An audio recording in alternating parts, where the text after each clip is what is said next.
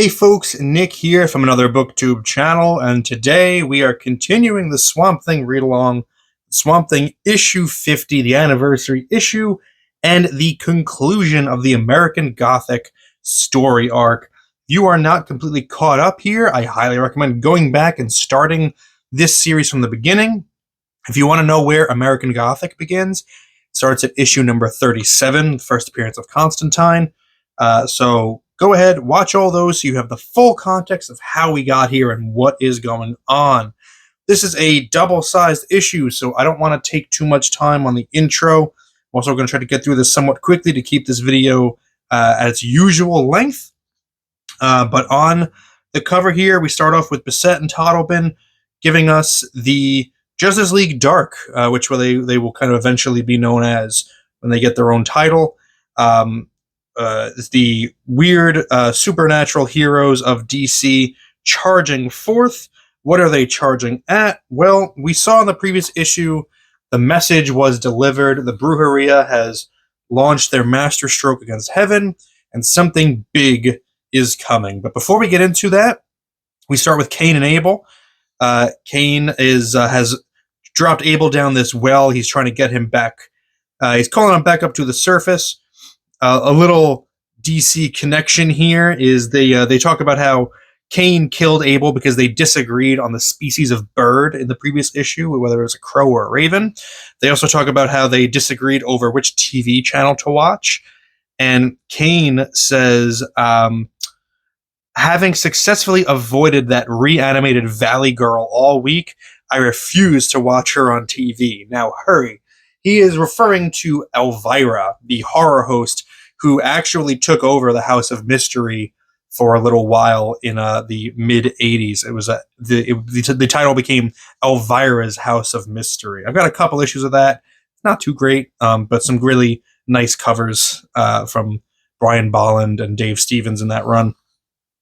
But anyway, Cain and Abel are observing the conflict. They are concerned about how the rise of complete and utter darkness will affect stories, because they are the keepers of stories, and they are concerned how this is going to affect them.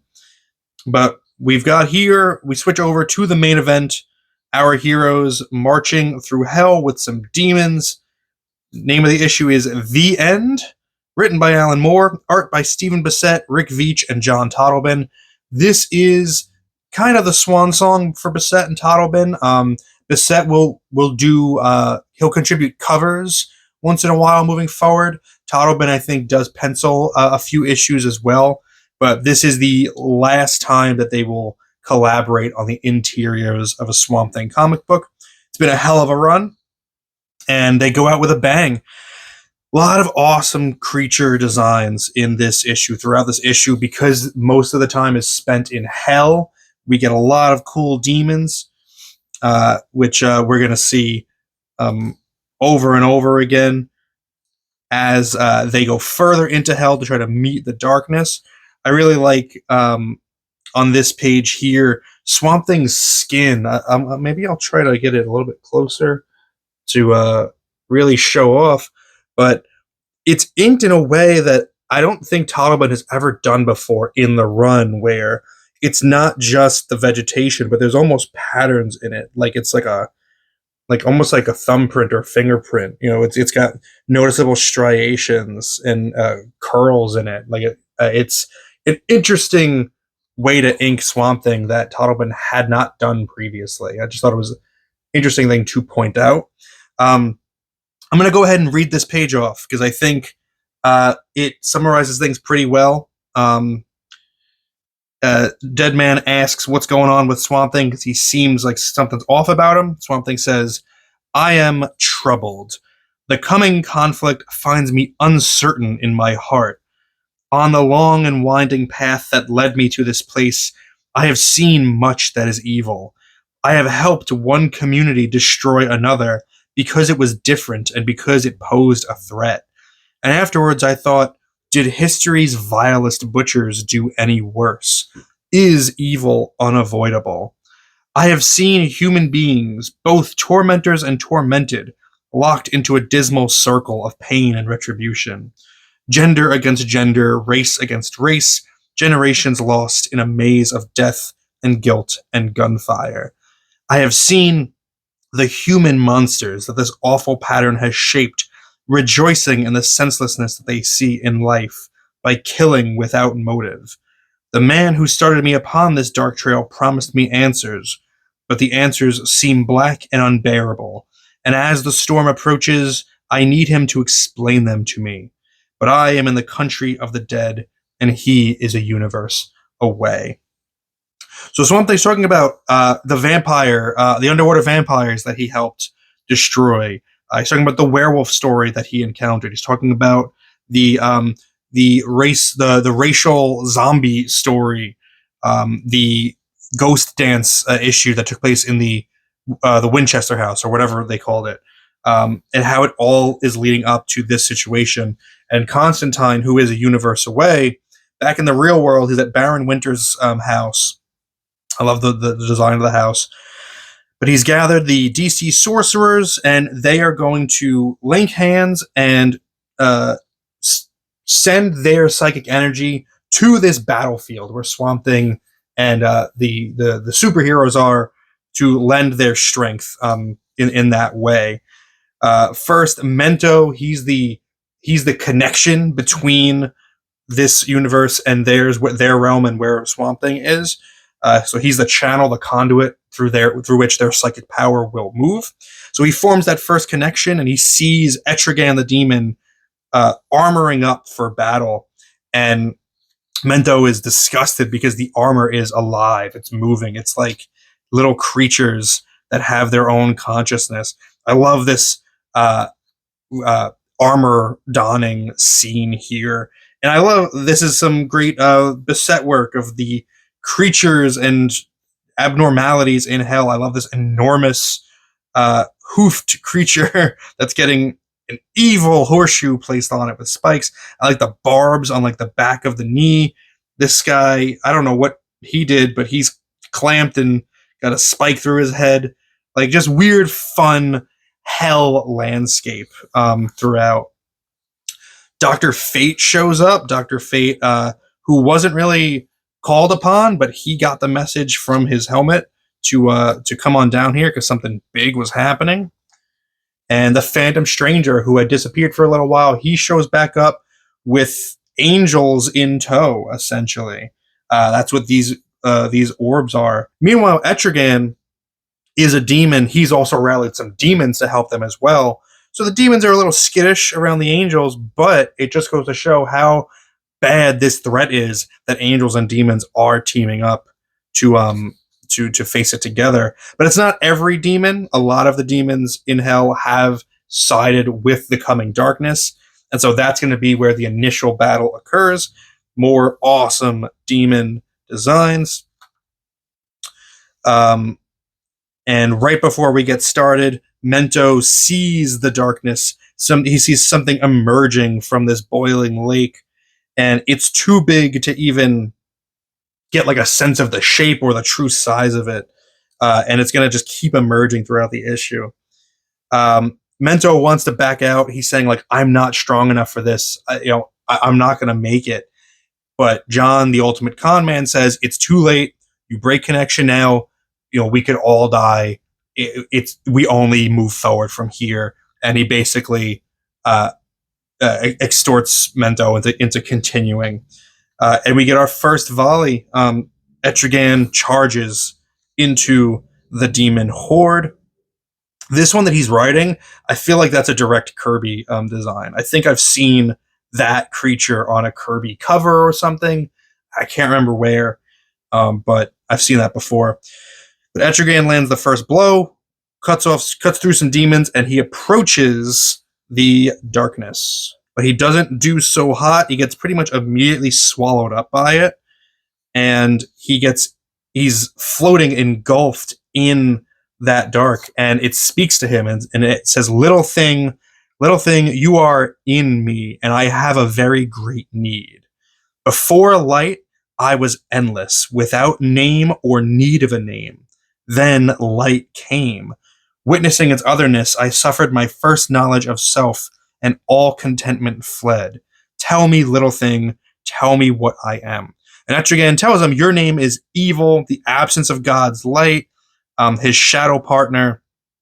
And the darkness here, who we'll call evil, says, little thing, you have taught me fatalism. You have taught me inevitability. They are not the things I needed. You are not the thing I needed. And he spits Etrigan out. Etrigan's not dead, but he is out of the fight.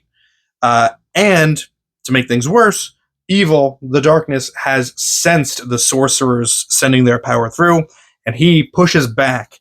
And what that culminates in is Sargon the sorcerer. You see him sprouting some smoke here. He combusts spontaneously, and he starts, screaming at first, and then Zatara, which is Zatanna's dad, tells him, like, you are a sorcerer, go out like one, man. Like, stop whining like this. And he does. He's like, you know what? You're right. Forgive me. It was the pain that spoke, not I, Sargon. And then he falls over on the table, a smoldering skeleton. But they don't break the circle. John, his hand gets burned, but he holds on tight. I think Zatanna's also holding the other hand. But you gotta stick in. There's no way out now. The darkness continues to grow. Can't get a good sense of the shape. Dr. Fate enters the fight against the demons, pushes through, and the same thing. He ends up getting absorbed by the darkness. And now it asks, little thing, you are in me, and I have a great need. I have been named evil, yet naming is not enough. Tell me, what is evil? He needs to know what his purpose is. And Dr. Fate tells him, evil is a quagmire of ignorance that would drag us back as we climb towards the immortal light. A vile, wretched thing to be scraped from the sandals like dromedary soil. And the darkness says, am I so low then? And is he you serve so high that there can be no possibility of respect between us? Little thing, you have taught me contempt. It is not the answer that I required. He spits out Dr. Fate. Dr. Fate is now out of the fight.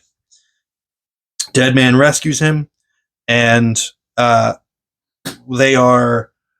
reeling now, because those are two kind of heavy hitters, and they are not sure what they're going to do. They're hoping that the Spectre is going to come and help them out. Meanwhile, back with our sorcerers, the round table, the evil is pushing back again, and more smoke starts to come, and this time it's coming from Zatanna's hand. And that's too much for Zatara to see. He actually, I'll go back. He chants a spell, which is Senkred Ikat M Daitsni, which the way that Zatanna's magic works is it's just words backwards. So it's darkness, take me instead. So Zatara takes the bullet, takes the flames for his daughter. He explodes into flame right in front of her while he's holding her hand. And, naturally, Zatanna is pissed about this. John tries to tell her, like, I know how you must be feeling. And she says, no, you don't. If you knew how I was feeling, you'd run as far as you could and crawl under a stone and hide. So their relationship is probably not going to recover from this anytime soon. We got a great picture of his smoldering hat here. But they keep on. They cannot break the circle. And on our next page, we get the foot, the big foot of the Spectre. The Spectre has joined, and he is currently still much smaller than the darkness, but he's not limited by such forms, so he makes himself much larger, and he attempts to kind of wrestle this big thing, and we finally get like the top view of what this thing is. What's that look like to you, huh? What do you think? We'll see. We'll get the answer shortly. But the Spectre himself is absorbed by the darkness, and it starts again. Tell me, little thing, what is evil for? The Spectre replies, evil exists only to be avenged, so that others may see what ruin comes of opposing that great voice, and cleave more wholly to its will, fearing its retribution. And Evil replies, "And what of the tortured eons I endured, unable to broach this maddening brilliance and quiet the pain it woke in me? Do they not demand retribution? Little thing, you have taught me only vengeance. Be gone, that I might savor it in solitude." So this thing chews up and spits out basically like the voice of God. Like the Spectre is so powerful that what else can you do? Swamp Thing says, "You know what? Let me go see what this is about." He calmly walks into the darkness and enters, and he goes in like resigned. He's like, "I don't have answers for you. I've seen cruelty. I've seen evil. I asked the Parliament of Trees, and all they gave me was riddles. They told me to look to the soil." And then he kind of has this moment, like, "Yeah, they told me about the life cycle of aphids eating leaves, bugs eating aphids, themselves decaying in the soil." It says the black soil is rich in foul decay, yet glorious life springs from it. But however dazzling, the flourishes of life in the end all decays to the same black humus. Perhaps evil is the humus formed by virtue's decay, and perhaps it is from that dark, sinister loam that virtue grows strongest. And Evil says, "I see, little thing, I sense a great and final end approaching. I would be alone. Leave freely as you came." So Swamp Thing doesn't get spat out. He's allowed to leave on his own. So now the darkness continues to rise, but from above, a golden light appears and starts reaching towards the darkness. They start reaching towards each other, and Mento finally gets a good view of what the darkness really is. That single enormous, just shaft of darkness with a hard top, that was just a finger of the full creature. But a golden light hand also reaches down from the sky. They clasp and they start to flow together. Things start to blur. This connection of the light and the dark. And in Mento's eyes, you get a yin-yang symbol as they form that connection. And suddenly, it's over. Mento's brain just short circuits. He's basically a drooling idiot now. But the remainder of the folks around the table are done. They've made it through. Some of them are dead. But Mento, he's lost his mind completely when he says that it was just a fingernail that he saw. He can't comprehend that kind of darkness exists. Swamp Thing wakes up, and we kind of get like a summation of what happened, but not really. It just so this is where like an American Gothic kind of stumbles, in my opinion, because it's all a little abstract, and it can be hard to really absorb. So Swamp Thing asks, the darkness, that blinding hand reaching out from heaven, they're both gone. And the Phantom Stranger says, "No, not gone. The light and shade are still everywhere about us. Only the conflict between them has altered." Swamp Thing says, "Well, nothing happened." The Stranger says, "Everything has happened. Can't you feel it? Everywhere things look the same, but the feeling is different." Deadman says, "Things are more sharper, more distinct, like the air after a storm." And the Stranger picks it up. "A storm that had been brewing since the universe had formed.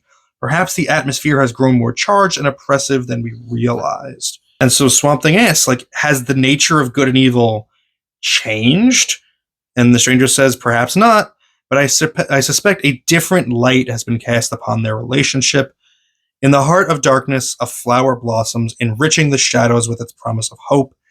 In the fields of light, an adder coils, and the radiant tranquility is lent savor by its sinister presence. Right and wrong, black and white, good and evil. All my existence I have looked from one to the other, fully embracing neither one. Never before have I understood how much they depend upon each other. And it wraps up with Swamp Thing saying, and after the events of this day, what then? Surely things must change. And then Deadman says, after all, they usually do. I think he's being facetious there, because like nothing ever changes. We go back to our framing the voice of Cain and Abel looking on, and Abel is again concerned about like how is this going to affect the nature of stories, this new complexion between light and darkness. Cain says, don't worry yourself about it. He pushes himself off the cliff here and kills him. So that's the end of American Gothic. And I honestly, maybe I'm missing something, but I think that the ending's pretty weak. Like the idea that the darkness is overcome just by forming like a bond with the light because you can't have one without the other. Like that's a premise. That's a concept that's been explored throughout this series already. Like it's already been established. Like that concept is like, you know, a way of looking at things. So I don't know what this is trying to say. So it's a fun comic book issue, but what is it trying to say? What is Alan Moore doing here? Maybe you can help me out. I would appreciate if you could leave a comment telling me your interpretation of the events here. Because to me, it's just restating things that Alan Moore had already said several times throughout the series. But maybe I've missed something. So let me know what you thought in the comments below. We'll be back next week with issue 51. Thank you for spending some time with me today. But now it's time to get back to reading.